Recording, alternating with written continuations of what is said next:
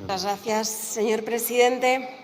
Señora ministra, el pasado 19 de noviembre ustedes aprobaron un Real Decreto para la reforma del Reglamento de Extranjería, el 1155/2024, que fue publicado en el Boletín Oficial del Estado el pasado 20 de noviembre de 2024.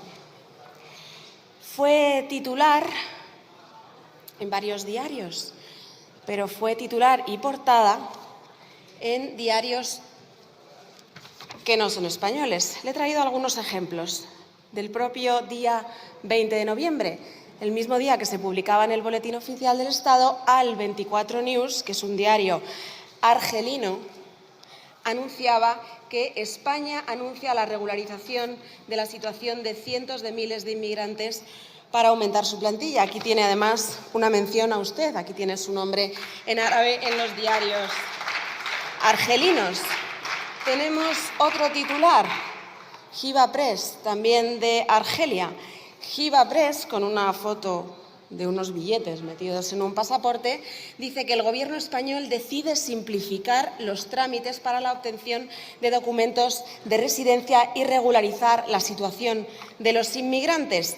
El mismo diario argelino publicaba también en otro titular que España prevé regularizar la situación de los inmigrantes. En el mismo diario se decía que se simplifican trámites, que se eliminan duplicidades y que se dotan de garantías y rigor jurídico. Y lo anuncia porque dice la misma noticia que también está dirigido a aquellos que estén pensando emigrar a España. Tenemos Sky News, diario que también se ve en todo el norte de África, financiado por Emiratos Árabes Unidos. España avanza para la regularización de 1 millón de inmigrantes. Una guía también en una web vista en el norte de África, una guía para solicitar el ingreso mínimo vital y la regularización. España en árabe, incremento de 350 euros en la prestación del ingreso mínimo vital. Y aquí tenemos a Bel Press, otro diario marroquí, anunciando, señora ministra, el mismo día que se publicaba en el Boletín Oficial del Estado, sus medidas para todo Marruecos. ¿Sabe cómo se llama esto, señora ministra? Efecto llamada. Esto se llama efecto llamada, que es lo que ustedes hacen. Y esto es una irresponsabilidad, es una triple irresponsabilidad, señora ministra. Es una irresponsabilidad, primero, desde el punto de vista jurídico, porque su Real Decreto, su reforma, contraviene sospechosamente algunos artículos de la Ley Orgánica 4/2000 de Derechos y Deberes de los Extranjeros en España. Como usted conoce, el artículo 2 bis, que es precisamente quien dice cuáles son las directrices que deben regir en la política migratoria, es decir, la política que usted hace desde su ministerio. Y entre estos principios tenemos la ordenación de flujos migratorios laborales, cuando hay 600.000 extranjeros en España en paro, señora ministra. La integración social de los inmigrantes mediante políticas transversales dirigidas a toda la ciudadanía.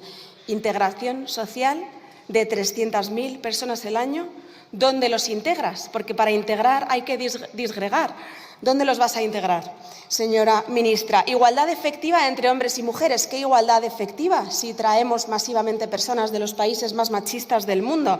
Lucha contra la inmigración irregular y persecución del tráfico ilícito de personas. Es una ley orgánica, señora ministra, no parecen tener la intención de cumplirla.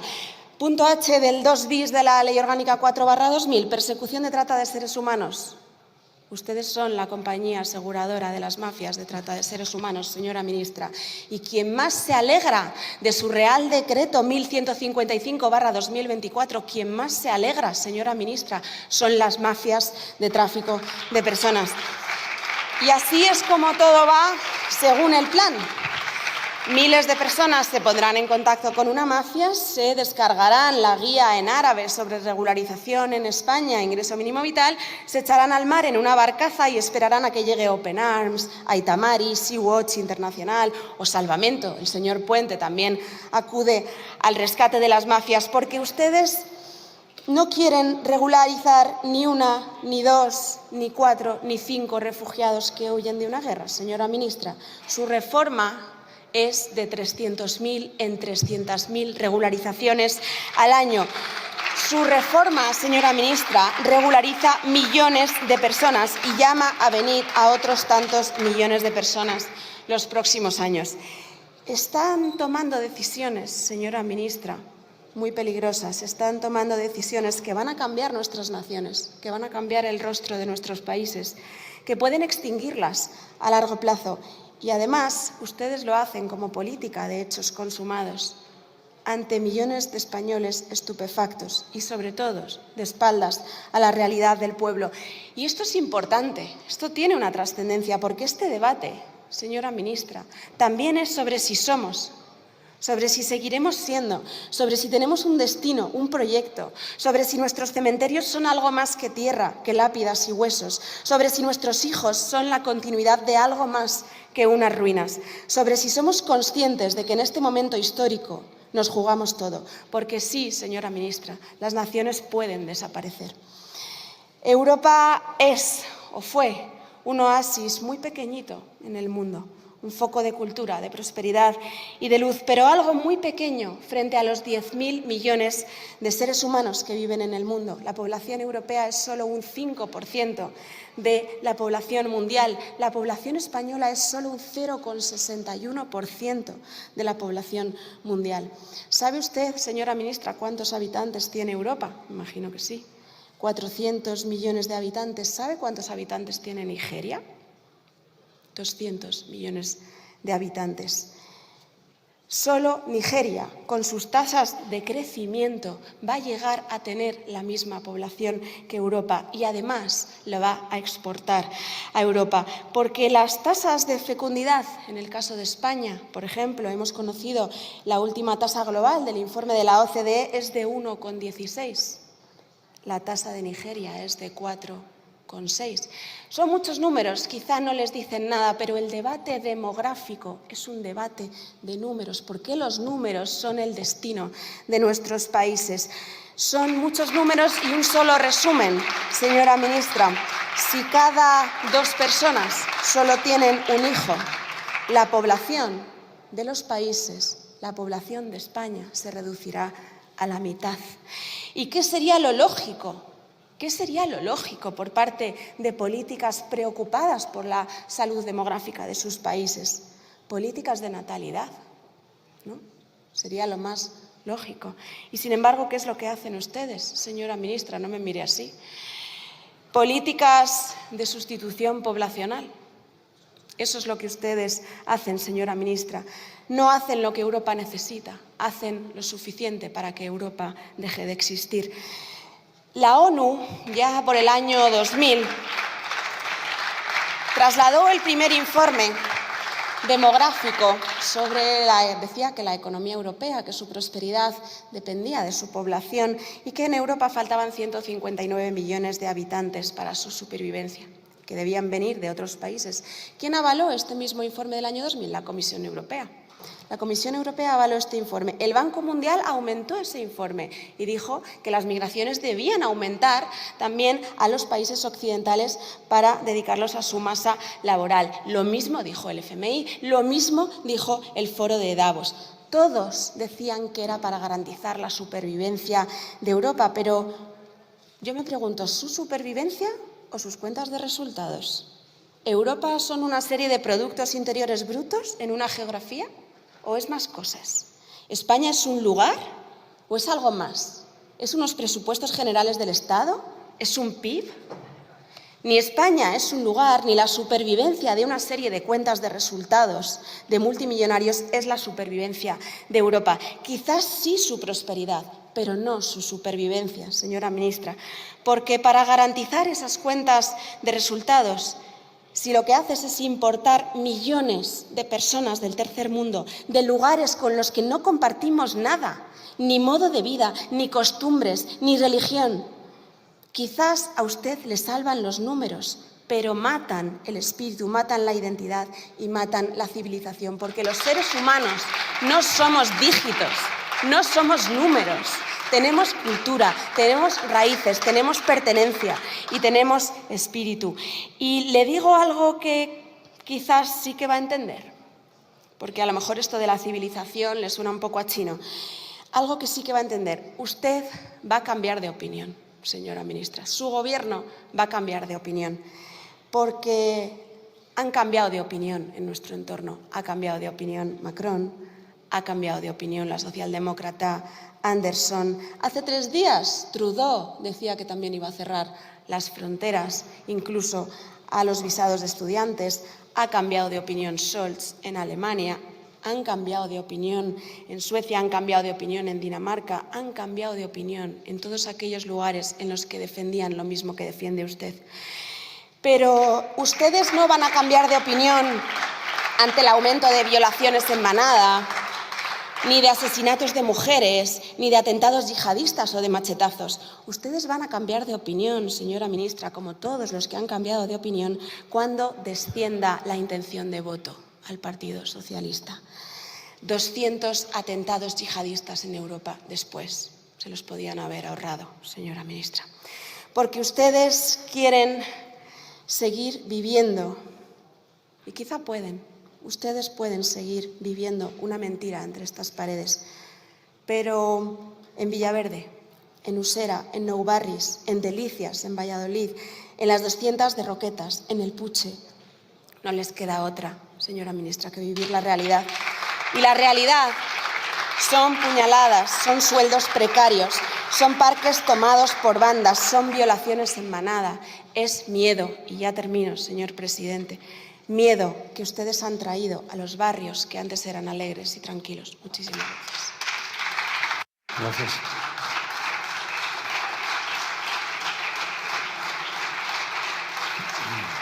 A continuación tiene la palabra en nombre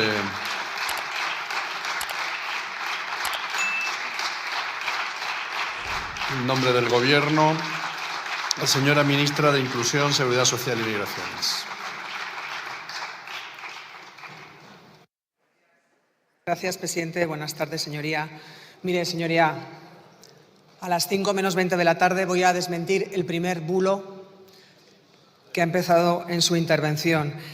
Para ser perceptor del ingreso mínimo vital hay que tener 1 año ininterrumpidamente antes de la solicitud de residencia legal y efectiva en nuestro país. Primer bulo, señora de Meer. Por favor, dejen de abondar la desinformación.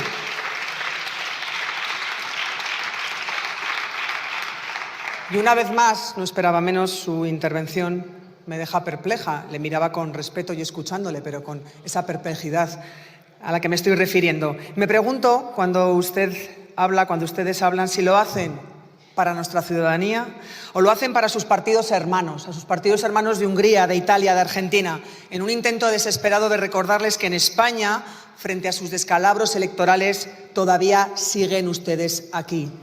Y entiendo que sea exigente el tener que disputarse el puesto del más ultra con un Partido Popular embelesado con políticas radicales de Meloni, políticas que, por cierto, hemos conocido que ha tenido que renunciar hoy mismo, y con el tercer partido que les ha surgido en disputa. Entiendo que tienen que ser ustedes muy exigentes. ¿Plantea usted al Gobierno qué política se va a llevar a cabo para regularizar a 900.000 migrantes? Mire, he escuchado una cosa que me ha gustado escuchar. Usted ha dicho que tenemos política migratoria en el Ministerio. La verdad que me ha parecido una importante afirmación, señora de Meer. Eso se lo agradezco. Le contesto rápido y de forma bien sencilla. La política migratoria que estamos haciendo es hacer lo contrario a lo que harían ustedes. Respetando los derechos humanos y la dignidad de las personas. Respetando los valores y los principios de la normativa, la legalidad internacional, europea y nacional, y sobre todo combatiendo los discursos de odio y los bulos con los que ustedes intentan intoxicar, como ha hecho usted esta tarde, señora de Meer, a nuestra sociedad. 3 principios con los que la política migratoria de España es reconocida a nivel mundial como un auténtico referente. Nos ha regalado varias prensas internacionales, señora de Meer, en positivo. Precisamente ayer tuve de nuevo una oportunidad de comprobarlo en la Asamblea Anual de la Organización Internacional de las Migraciones, de la OIM, en Ginebra. Lo he dicho ya en esta tribuna en más de una ocasión, pero ya les aviso que no me voy a cansar de hacerlo. Frente a cada bulo, frente a cada discurso de odio, frente a cada barbaridad que vomiten, les responderé con rigor y con datos. Fíjese, como ministra de Migraciones he intentado encontrar, se lo aseguro, en su grupo algún tipo de dato, algún tipo de propuesta, algún tipo de medida que enriqueciera o que aportara un valor añadido a la política migratoria que llevamos a cabo en el conjunto del Gobierno de España.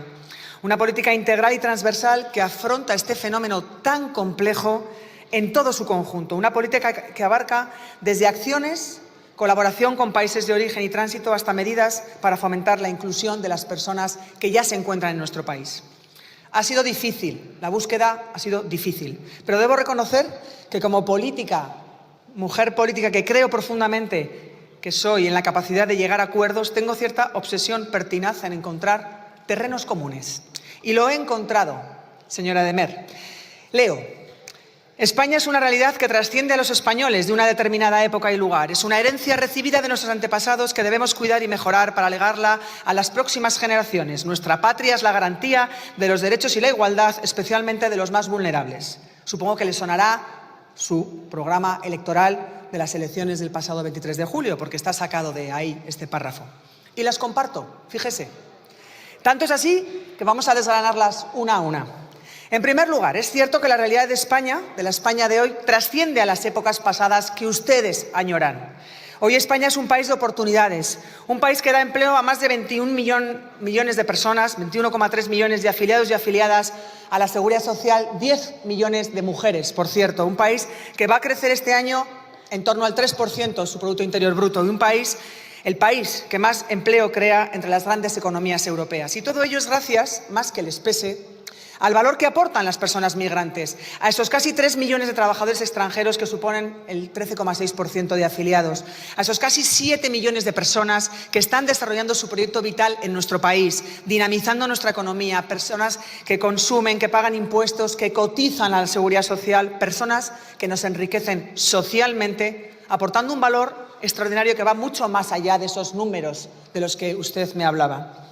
Pero le digo más, frente a sus discursos insidiosos, datos oficiales. Frente al virus de la desinformación, señora de Mer, la vacuna de la evidencia. Según el Boletín Económico, el Banco de España, el pasado de agosto, se destacan varias cosas. La población migrante en España es diversa, pero más homogénea y culturalmente más próxima de la que hay en otros países europeos. Buena parte proviene de Latinoamérica, lo que, lógicamente, por razones culturales e idiomáticas, favorece su integración. La población inmigrante que viene a nuestro país es la más feminizada de toda Europa. A diferencia del resto de países, el 50% de las personas que migran a nuestro país son mujeres. Es una población joven, lo que supone un impulso a nuestra fuerza laboral. El 80% de las personas inmigrantes que han venido a España entre los años 2012 y 2022 están en edad laboral y su tasa de actividad es mayor que la de los españoles. Buena prueba del dinamismo que introducen en nuestra economía es que en el año 2023 los trabajadores nacidos en el extranjero aportaron 2,3 puntos del incremento total del empleo. Y a España viene una inmigración cada vez más cualificada. Del conjunto de extranjeros que en 2022 llegaron a nuestro país, un 43% tenía estudios terciarios, formación universitaria, técnica o profesional, frente a, por ejemplo, el 38% en Alemania o el 15% en Italia. Entre los años 2008 y 2022, el número de inmigrantes que llegan con un nivel de estudios ha pasado del 20 al 43%. Los migrantes se emplean cada vez más en sectores de mayor cualificación. Este año último destaca el aumento muy relevante en actividades de alto valor añadido, actividades financieras, formación y comunicaciones, que aumenta un 7%, actividades profesionales científicas y técnicas, con un incremento de un 6,5%. Como ve, señora de Mer, datos más que suficientes que evidencian y sirven para estar de acuerdo, como le decía, que España es una realidad que trasciende a los españoles de una determinada época y lugar. Ahora solo falta que ustedes se crean esa frase de su programa electoral y asuman que España ya no es solo blanca, que la migración aporta valor y riqueza en todas sus vertientes y no una causa de miedo, de temor, de resentimiento, como ustedes lo plantean. Voy ahora con la parte en la que ustedes dicen que España es una herencia recibida de nuestros antepasados que debemos cuidar y mejorar para legársela a las próximas generaciones. Ustedes, tan nostálgicos de nuestro peor pasado, deberían recordar mejor que nadie que España es un país de emigrantes, de españoles y españolas que buscaron oportunidades en América y en Europa cuando nuestro país no era capaz de dárselas. Y me sorprende su preocupación por las próximas generaciones porque en el resto de las políticas precisamente reflejan lo contrario. Sus medidas racistas, xenófobas, negacionistas, lo único que desprenden es que ustedes no son conscientes de los retos a los que nos enfrentamos. Así que, con la mirada puesta en las próximas generaciones, hablemos del reto demográfico. Creo que es bien sabido también, seguro que por ustedes, que Europa es un continente envejecido demográficamente y que España como país lo es especialmente. Le doy algunos datos. Para 2050, el 30% de la población europea tendrá más de 65 años, 10 más que ahora. En este tiempo, Europa corre el riesgo de perder 30 millones de trabajadores, lo que en nuestro país serían 4 millones. Y en España, en los 15 años, los mayores de 65 años pasarán a ser 1 de cada 3 habitantes, mientras que ahora son 1 de cada 5 habitantes. Y son estos datos los que reflejan que para el Gobierno, lejos de que la migración sea la amenaza con la que ustedes atacan, es una auténtica oportunidad para hacer frente a desafíos, como es el envejecimiento de nuestra población, esos desafíos que se plantean para nuestro cuidado y respetado estado de bienestar. La realidad no da lugar a dobles interpretaciones. Es preciso fortalecer el número de personas trabajando para cubrir los puestos de trabajo que necesitamos. Pero le digo más, los tenemos que cubrir siendo muy escrupulosos y absolutamente exquisitos con los derechos de las personas migrantes. Ya no solo por una cuestión de dignidad humana, sino porque la discriminación y el odio también merman nuestra prosperidad como país. En un reciente estudio encargado por el Observatorio contra el Racismo y la Xenofobia del Ministerio que tengo el honor de dirigir, realizado por 2 profesores de la Universidad Autónoma de Madrid, hemos conocido cómo el impacto de la discriminación en nuestro país es de 1,3 puntos sobre el PIB. 17.000 millones de euros nos cuesta la discriminación. Discriminar, insisto, más allá de ser un atentado a los derechos fundamentales de las personas, nos cuesta dinero a los españoles. Estamos dejando por el camino el importe, señora de Mer, de una nómina mensual de todas las pensiones del sistema, junto con el gasto anual en pensiones de maternidad y paternidad. Fíjese, usted que me hablaba de números.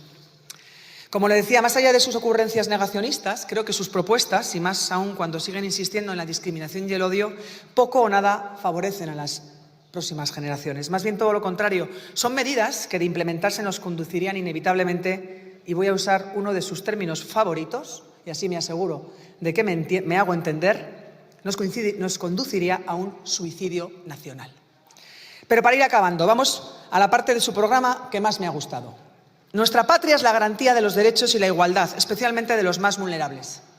Magnífica afirmación. Es una pena que, pese a todo lo anterior, esta sea la que menos practican y de la que más se olvidan.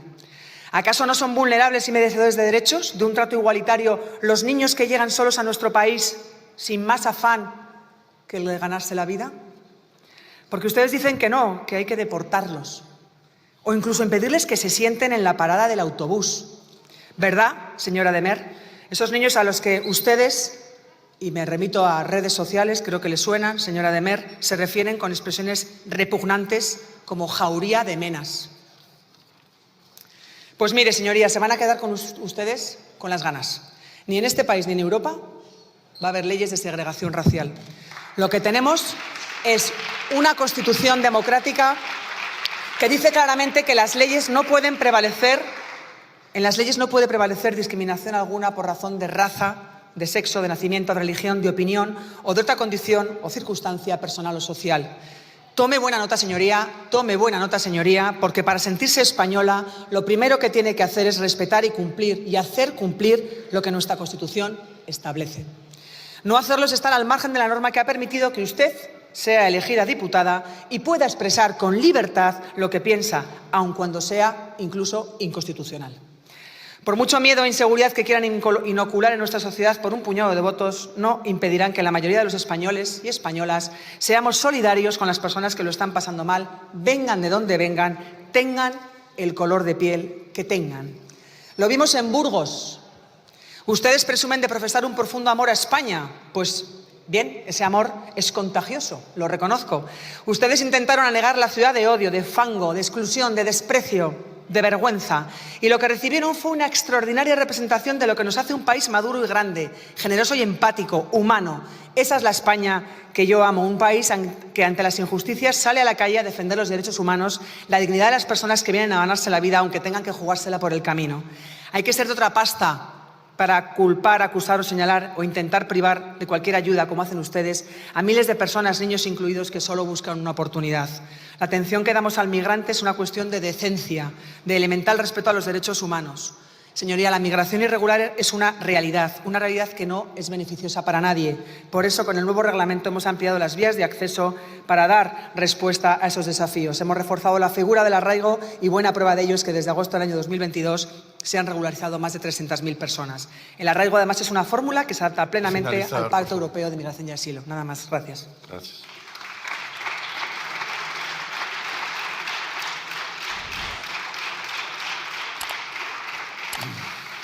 Tiene la palabra la señora Demer Méndez.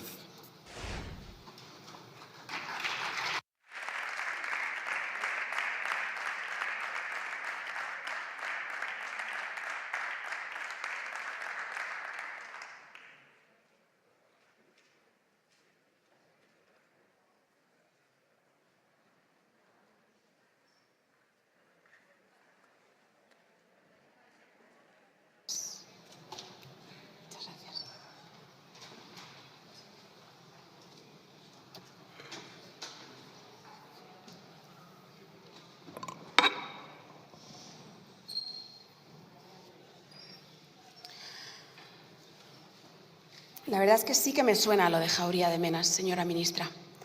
¿Sabe por qué? Porque lo que es un bulo es que hay lugares, lo que ustedes niegan, y lo que es un bulo es que no haya marquesinas, ni parques, ni barrios, ni pueblos invadidos, donde ni las niñas, ni los ancianos, ni las personas que van a cobrar su pensión estén seguras. Eso es lo que ustedes niegan. Porque sí, hay marquesinas en el barrio de Hortaleza, por ejemplo, ocupados por una Jauría de Menas, y hay niñas que caminan hasta la siguiente parada porque tienen miedo. Usted esto no le pasa, porque le recoge un coche oficial en su casa y porque tiene seguridad privada.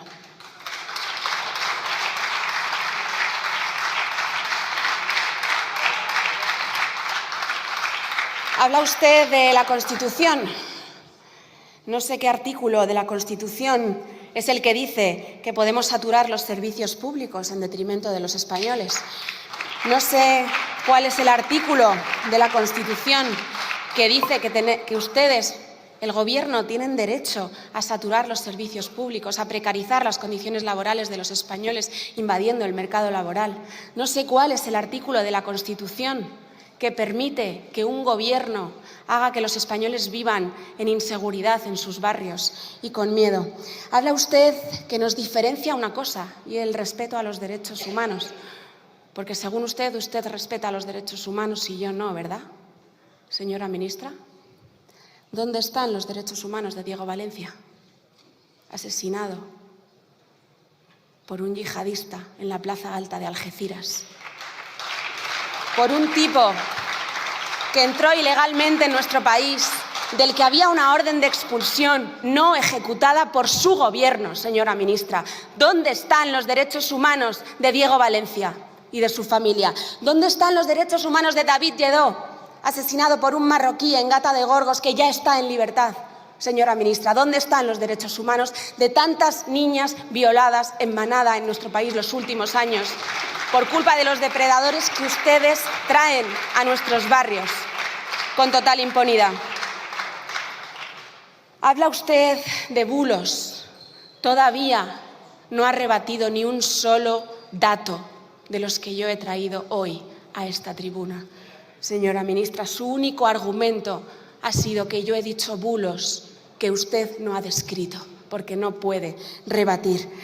Señora ministra, es un bulo que en España hay 3.652 niñas en riesgo de sufrir mutilación genital femenina por la gente que ustedes importan masivamente. Es un bulo que hay Aquí no se sabe muy bien el dato. En torno, Save the Children, creo que dice en torno a 600 niños en riesgo de matrimonios forzosos, 500.000 niñas en Europa. Es un bulo que han aumentado las violaciones en el año 2017, según datos del Ministerio de Interior, 1.382. En el año 2022, 4 veces más, 4.875. Es un bulo cómo está aumentando el yihadismo en Europa, cómo está azotando las calles y los barrios de los europeos. Es un bulo que el 22 de marzo del año 2024 hubo un atentado islamista en Crocus con 144 muertos. Es un bulo que el 15 de abril del año 2024 hubo un atentado islamista en una iglesia en Sydney, aunque esto sea Australia, con 4 heridos y un bebé. Es un bulo que el 31 de mayo del año 2024 hubo un ataque islamista con cuchillo en Mannheim, donde todos recordarán al agente de policía herido que finalmente falleció. Es un bulo que el 16 de junio del año 2024 un soldado fue apuñalado por un islamista en París. Es un bulo que el día 24 de junio del año 2024 en un atentado en Daguestán se registraron más de 20 muertos, también un atentado islamista. Es un bulo que el 29 de junio del año 2024 hubo una tentativa de atentado en la Embajada de Israel en Serbia. Es un bulo que el 17 de agosto del año 2024, solo estoy hablando del año 2024, hubo un ataque en una sinagoga en Rouen, en Francia. Es un bulo que el 23 de agosto del año 2024 hubo un ataque islamista en Solingen que dejó 3 muertos. Es un bulo que el 25 de agosto del año 2024 un islamista quema la sinagoga en Grand Mot. Es un bulo que el 6 de septiembre del año 2024 hubo un ataque islamista en Múnich.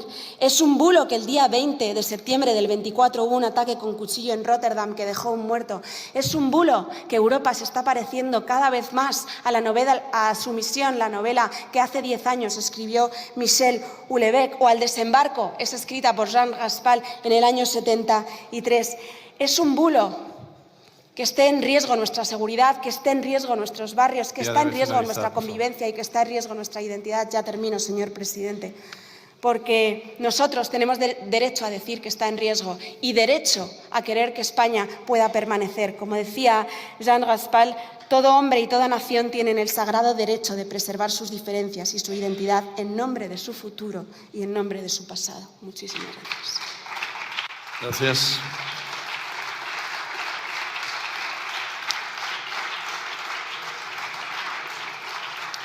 Para concluir el debate tiene la palabra, en nombre del Gobierno, la señora ministra de Inclusión, Seguridad Social y Migraciones. Gracias, presidente. Señora de Meer, segunda intervención, segundo bulo. Tengo la suerte de poder seguir utilizando el transporte público y lo voy a seguir haciendo. Así que, segundo bulo desactivado. ¿Sabe lo que no es un bulo, señora de Meer? Que su intervención ha sido racista. Eso sí que no es un bulo.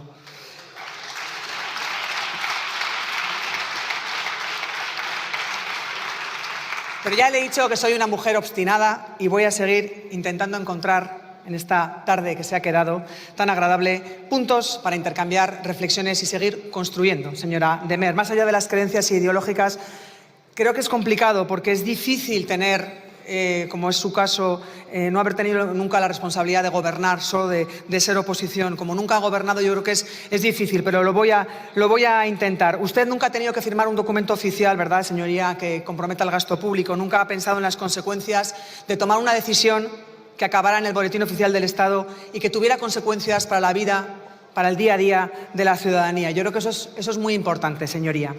Es más, casi ninguno de los parlamentarios de Vox sabe lo que es gobernar. Viven ustedes en una burbuja de trinchera, en colocarse y recolocarse dentro de su organización y aportar poco.